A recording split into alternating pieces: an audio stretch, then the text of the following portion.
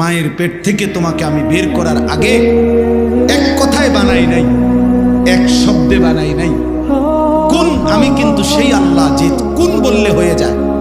আমি যদি বলতাম কুন তাহলেই হয়ে যেত, কিন্তু আমি তোমারে বানাইতে গিয়ে 7টা ধাপে আমি আল্লাহ মায়ের পেট থেকে তোমাকে বের করেছি।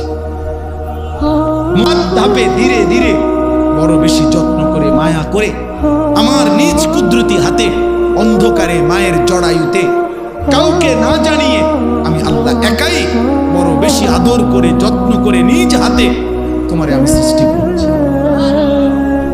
7 ধাপ কি সে?